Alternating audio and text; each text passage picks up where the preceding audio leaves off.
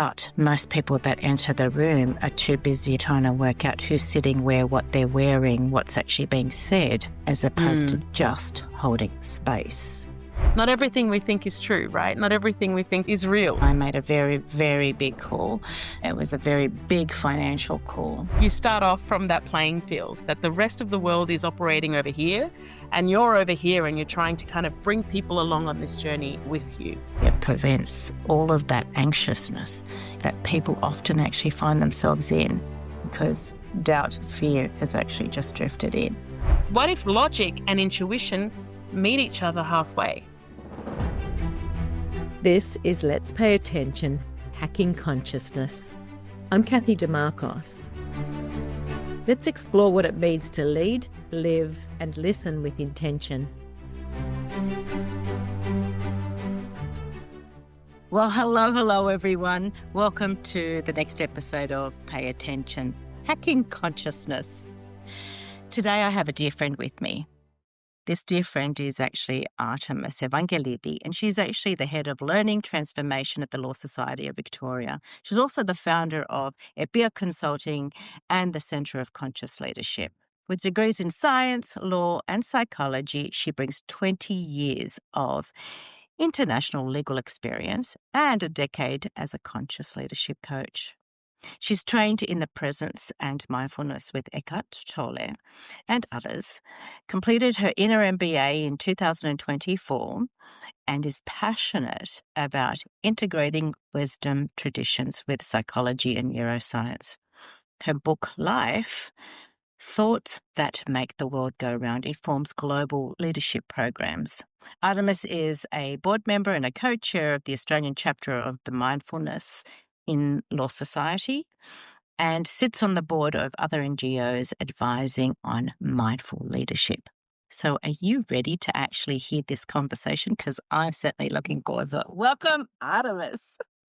Thank you. Thanks, Kathy. It's so good to be here with you. Do you know, Artemis and I actually crossed paths in a very random way, but let me tell you, it was like this collision that was just meant to happen, right? 100%. All right. So whilst we can actually have a very casual conversation, there are some things that I actually want to pick your brain about. So let's explore a topic that we're both incredibly passionate about. So one of the things that I actually really love to explore with people is, what does consciousness actually mean to you? It's such a good question, right? And it's a word that's thrown around so much. And so there are many different contexts of consciousness. You know, if we look at it from the perspective of psychology, we know that we have different states of consciousness. So when we're asleep, when we're dreaming, when we're under hypnosis, when we're in meditation. You know, if we look at it from an evolutionary point of view, what does consciousness mean? The evolution of our awareness. But if we take it a little bit more kind of granular and go personal with it, consciousness for me means being aware. It means being present with that awareness, almost as if you're watching yourself from the outside, right? It's the being aware of being aware. It's watching the feelings, the reactions, the responses, the way that you engage with life, that deep level of awareness as you engage with life. That's what it means to me. I think we have, a very similar perspective, but actually catching yourself in that moment of consciousness is something that I know personally I continue to practice. And, there's many, I guess, written texts, on it, as you've alluded to. Being able to actually, I guess, be conscious and be in the moment and present doesn't actually mean that that's where you are all the time at the end of the day. We are human, we actually work, we live, we are distracted. So it's actually catching yourself when you actually fall out of consciousness and how quick you can actually bring yourself back. And that's one thing that I actually say that's potentially the difference in recognizing at what stage you're actually at and how you develop that skill. What are your thoughts around that? Absolutely. It's part of the evolutionary journey, right? We start off exploring once we awaken to the concept that, hang on, I'm not my thoughts. My thoughts are happening to me. Who is the thinker? that's when it begins, right? That's the opening of that doorway into a conscious awareness and into presence. And as we start to watch that happening, the ability to be able to bring yourself back is as simple as recognizing when you are identifying with a thought. The minute you recognize that you are identifying with a state or with a thought, you're actually being conscious, right? And so, as you said, Kathy, we can't be in that state all the time because at the end of the day, we are human beings and we are caught in the human world and we're doing all the human things. But the minute we become aware that we're not aware, sometimes it's as simple as watching yourself speak, or you're saying something, or you're reacting to something instead of responding. And you say, why am I reacting to this? That's it. It's brought you back.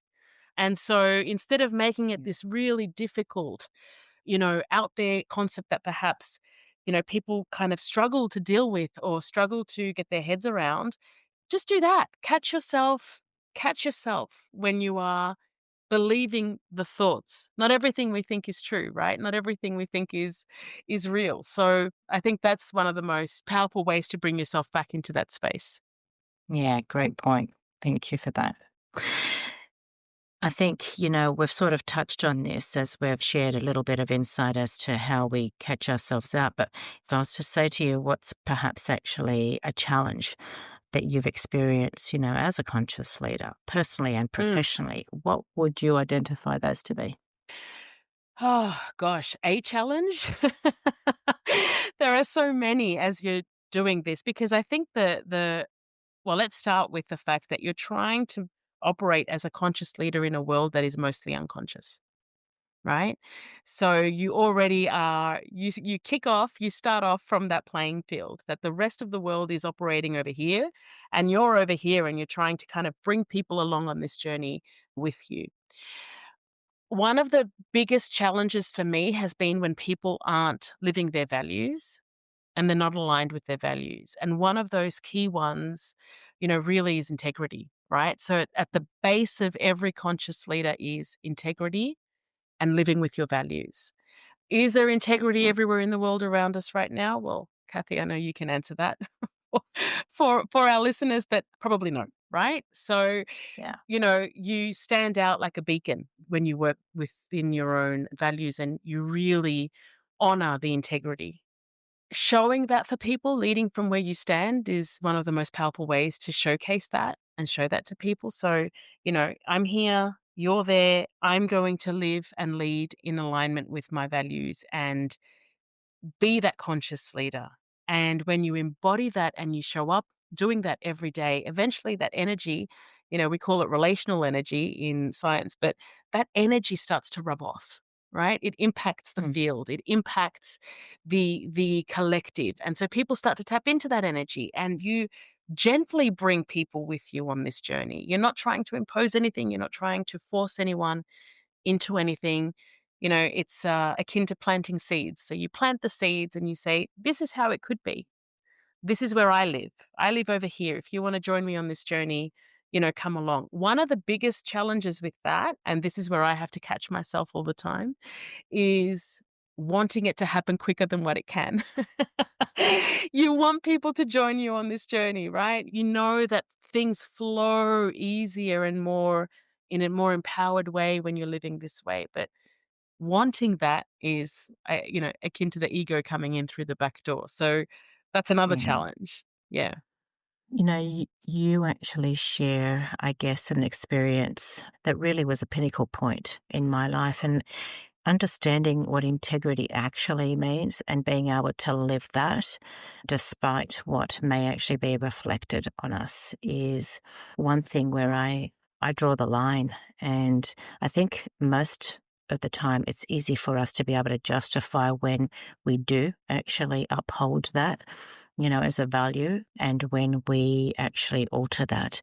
And so I guess when I'm looking at it from a professional point of view, the one thing that I actually say is if it's actually not something that I genuinely say is aligned with me, then it means that I don't actually justify why I'm prepared to then accept it in any Mm. sort of other relationship. That often actually makes people compromise. And particularly living in the environment that we are, people need to Mm. survive and live, and that may mean that they no longer actually are in alignment with the place that they work. That's a tough call. That's a real Yeah. challenge. And so what do you say in respect to that? Absolutely. Yeah, no, that's definitely a very challenging one. Look, sometimes it's that you can bring people along on the journey. You start to embody the practices, you start to embody the work, and you can actually help people challenge their own assumptions or look at their own lives differently. There are other situations where you might find yourself in environments that are completely misaligned and are completely toxic. And I think in that space, the hard call is that you always have to choose your values over anything else, right? The hard call is that you Mm. always have to choose what is right for you over everything else. And life is full of making hard calls and tough decisions. So I add that one to the list. But I always say, give it a go, right? Give it a go because that's the beauty of conscious leadership, for example. Conscious leadership is embodying the principles, living the principles so much so that you start to impact the system and you start to impact the field. So Mm. if you don't give it a go, if you don't give it a shot, then you're not actually embodying the conscious leadership principles either, because that's part of, holding space for people. But tough decisions, it's part of life, right? And sometimes those decisions are that you need to go, that it's not the right place anymore. Yeah. So, being able to actually overcome the need to actually survive and justifying you staying in a position is potentially the challenge there that you've actually shared. That is the biggest reality. And many people will actually say, hey, I still need to live. I still need to take care of my kids. I still need to pay the mortgage. How hard and fast are you around that? Because I know I'm pretty hard and fast. Yeah. Well, you know what? There are many ways to make money, right? Mm. There's not just one way. So just as you have this opportunity or this position, there's another myriad of opportunities and positions out there. And the universe will meet you where you're at. That's one of the fundamental elements of conscious leadership is faith. And we're not talking about faith from Mm. a, religious perspective. We're talking about faith from a secular perspective, that deep faith within that you are putting the things out there and the universe will meet you where you're at. And so having faith means that you're stepping into the field, you're stepping into the quantum field, you're stepping into the field of opportunity and potential, and you are voicing very clearly what it is that you want. And so to do that, and it's something that, you and I have spoken about many times, clarity. You have to be Yeah. crystal clear, right? It's like when you walk into a restaurant and you sit down. When you sit down and the waiter comes over and says, "What would you like to order?" You don't just start with, Mm. "Well, it could be the chicken or it could be the beef or it could be the fish or it could be the salad. So I'm not sure, but maybe any of those." You're not gonna get your order, right? The waiter will say, "Yeah, that's great, but what do you actually want to order?" Well, it's the same thing in the field, right? It's the same thing in the quantum field. Mm. You have to be crystal clear about what it is that you want, crystal clear about your order, and the universe will meet you where you are. And that's the faith. Faith that you are worthy of it, faith that it will be delivered. Yeah, which leads into the next question that, comes into every discussion. And that is, well, especially when you're talking to leaders and, you would see that specifically, in industries like law or medicine or architecture, where things are just really, there's a lot of logic and precision that's actually measured, that actually applies. What would you say, to leaders that are actually really conscious, or maybe just their practice is to search for logic as opposed to intuition, because that's what faith is.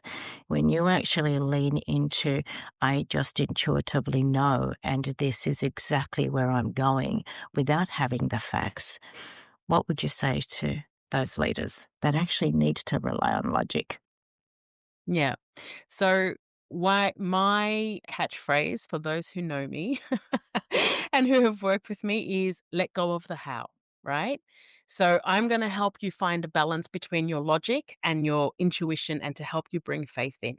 Focus on your why. focus on your what. Let the logical brain focus all of its attention on those two things, your why and your what. Is that okay? Can you deal with that?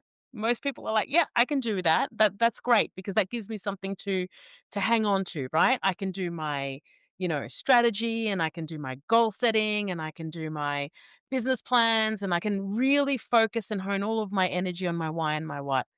Let go of the how. For this practice, just let it go, release it, right?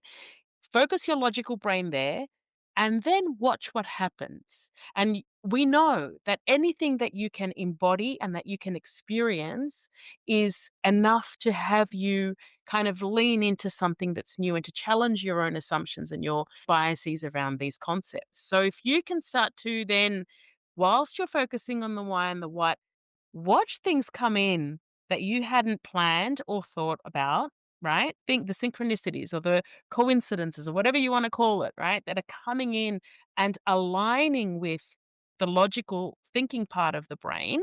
Well, there it is, right? That's happening to you. It is coming through. And it's an opportunity now for you to start to tap into, well, what if logic and intuition meet each other halfway? And what if they can combine forces and work together to create and to help propel you forward as a leader, right? And leadership isn't just about thinking of the concepts. It's about feeling. It's about tapping into what's going on in the body. It's about noticing what's triggered in you, what comes up for you, because that's part of your journey too, right? To explore. So, we both actually work, I guess, across industries where strategy is a big piece. But see, strategy is a big how. Every element of strategy is how. And I guess the discussions that we talk about in, how do we actually let logic go to actually lean into what you're feeling intuitively? That's often to people that have never actually gone down that path. And so it is a concept. So you're actually talking to not, the experienced or those that have leaned into the simply being and genuinely knowing through lived experience. It's to the many that actually have lived within a system or an echo chamber that is driven by logic, by doing what has always actually been done. And so you are, in fact, talking to the masses. How do you navigate that? So, one of the most powerful practices, and you know this as much as anyone, is learning how to be present. So, if you can put everything else aside, if you can leave everything else for the moment and then start to explore what it is to be present, right? Bringing your full attention, your full awareness into each moment. That gets you out of the thinking mind. And it helps you drop head and heart into, that chamber of awareness. So if I reflect back on your first question, what is consciousness, right? Yeah. Consciousness is becoming aware, becoming present to that awareness. The simplest example, Kathy, someone's talking to you, right? So someone comes up to you in your organization or a team member or a colleague or a friend, and they say, I need to talk to you. You say, yeah, of course. What is it? And they start to talk to you. And you are already thinking as they're talking what you're going to respond. You're already thinking about, oh, I know the answer to this. I can solve this problem. Or I had a similar experience. Let me tell you about my experience. Or, a ping comes up on your email and you quickly check your email. Or how does that person feel? How would you feel? Yeah. Right? How would you feel if you're the one doing the talking? Because you're not present. And even if you say to me, but I'm looking at them in the eyes and I'm nodding my head and I'm smiling. But what is your mind doing? What are your thoughts doing? Right? So if you can catch yourself there and say, I'm going to use this as a practice. I'm going to practice listening. We call it active listening or conscious listening, whatever you want to call it, mindful listening. I'm going to practice listening and come into being present. Well, there it is. Yeah. That's it, Kathy. That's the gateway to the intuition. That's the gateway to the deeper knowing. That's the gateway to switching this off. So shall I actually then just say that intuitively, we went into the next question just rolling off without actually having to ask the question. Right? because the question was actually going to be what's the practice or the habit that we can actually do to actually develop or enhance our skills in being conscious. And Mm. there you go, breathe, be Mm. present, right? Yeah. Yeah. You covered Yeah. it. Well, breathing is the big one. Breathing is the big one. When I'm giving talks to rooms and doing a lot of training with lawyers, especially, Mm. and I'll say, as I'm talking, I'll say, "Are you breathing? Is everyone breathing?" And you see everyone stop and they're like, Yeah, yeah, "No, you weren't. Why?" "Oh, because I was paying attention." Right. So if you're paying attention, you can't breathe. So yeah, you're not. You're thinking. You're thinking, yeah, right? yeah. So breathing, conscious listening. The other great one, great Mm. one is go for a walk without anything in your ears, with your phone on silent tucked into your pocket, right? And just pay attention to what is around you as you Yeah, walk. What can you see? What can you hear? What can you smell? What do you feel in the body as you're walking? And if that sounds like, oh, that's crazy, I go for a 1 hour walk, I can't do that. Do it for 5 minutes. Do it for 3 minutes. Pop a timer on that phone so it vibrates at the 3 minute mark. See how much you can experience in that 3 minutes. Well, those 3 minutes will feel like a lifetime because you are sitting in presence. yeah. And when you're sitting in presence, there's no time, it's timeless. Right? So, it's it. And here's a little hack as well, like a spoiler alert. And, you know this well, I know this well because you and I both do it. That's how we extend time. That's how we manage to squeeze into our days all the things that we do, all the different hows by being present, because that extends time in your experience, in your perception. Yeah, it's really interesting. Even just that, what you shared around taking that walk. You don't necessarily even need to take the walk to actually bring yourself into that stillness to recognize what's actually around you. When the kids were young, I used to do this thing of, let's walk down the street. And we would just casually walk down the street, but then I'd actually say to them, what did you just notice?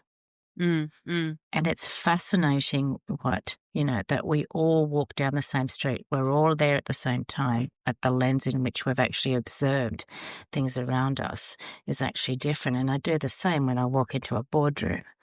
The nuances of how people choose to walk in, where they actually choose to sit down, how they breathe, all of those are actually micro moments that are absorbed as I actually sit in presence. But most people that enter the room are too busy actually trying to work out who's sitting where, what they're wearing, what's actually being said, as opposed to mm, just holding the space and seeing where mm, people are mm, actually at. So now we can do that in all sorts of ways.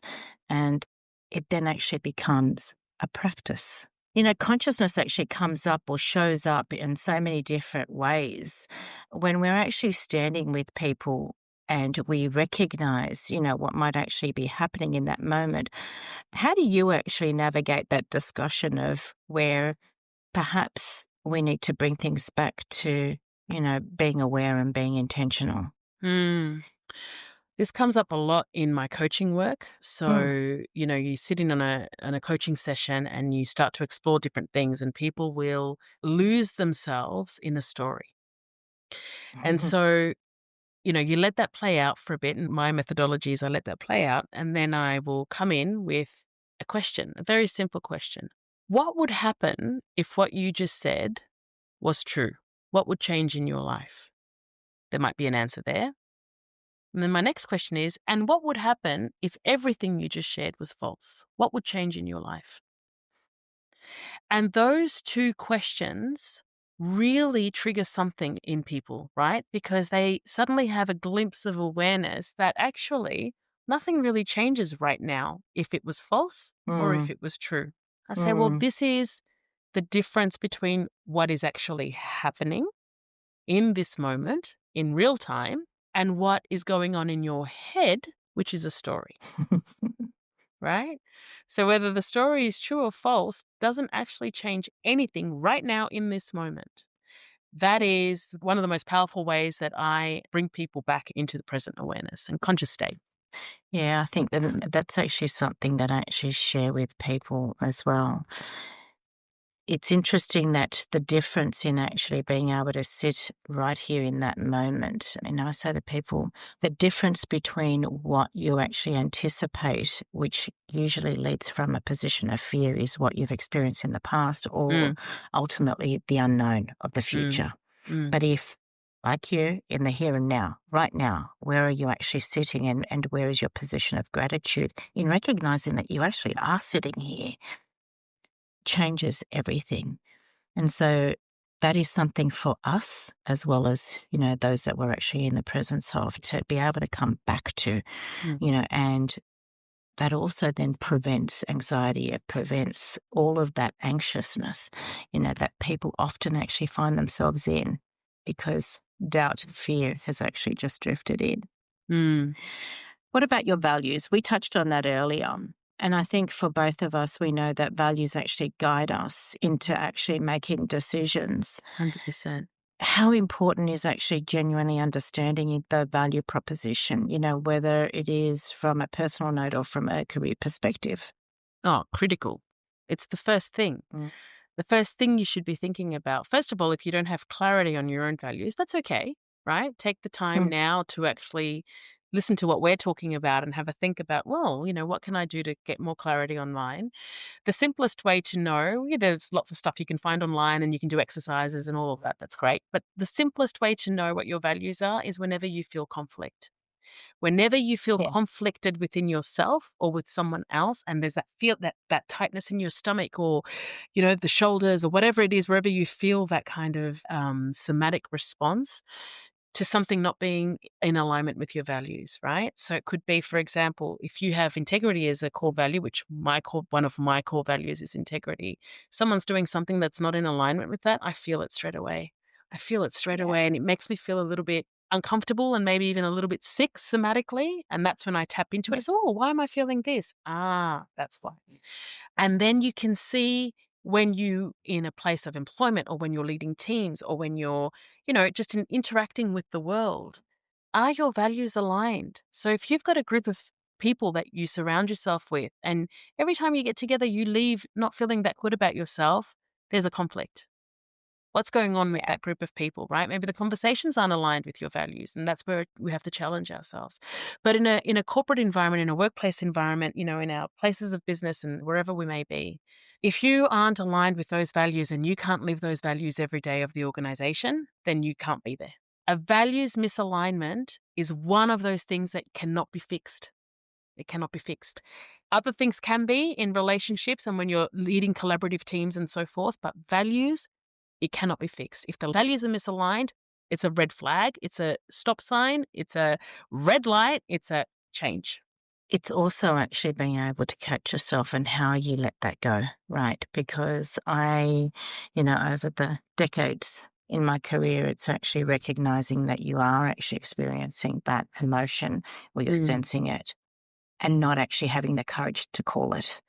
And I know that there are very, very few people, because it is uncomfortable to be able to call that. That happens at every single level, within any career, within any organization. That incongruency, how do you actually manage that? That's a really good question. I can reflect on a situation where there was something very serious that transpired in a place of employment many, many years ago. And it didn't have to do with me directly, but it was directly affecting one of the people in my team. And she was very conflicted. She wasn't sure how to handle it and how to deal with it. And she was feeling really uncomfortable, right? Yeah. So ultimately, it was something that led to her having to leave because she could no longer work with that. And that's what I said before about value misalignment can't be fixed. Our values are integral to who we are and the way that we show up in the world. They do tweak over time as we evolve. They also evolve, of course, but at their core, they are, pretty stable, right? My values, for example, are integrity, loving kindness, compassion, showing up in this world and holding space for people. Yes, there might be things that are tweaked along the way, but those are core.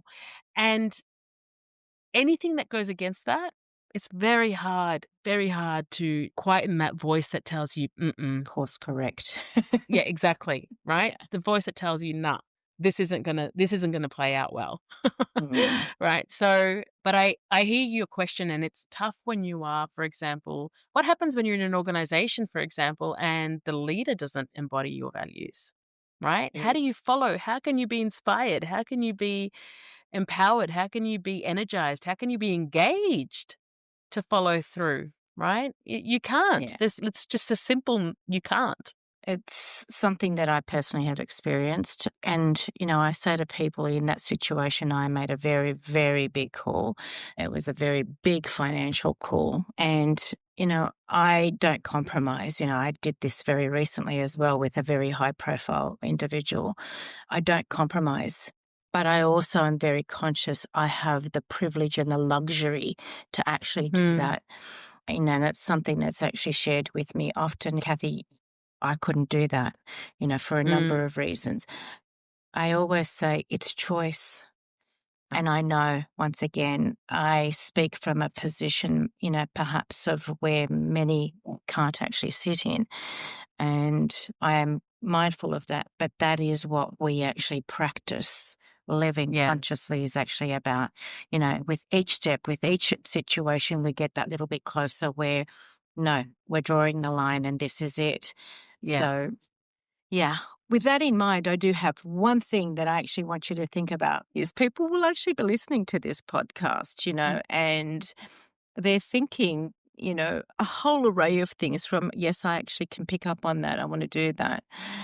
But what if we actually, pose something to them that they can actually take away and think about themselves?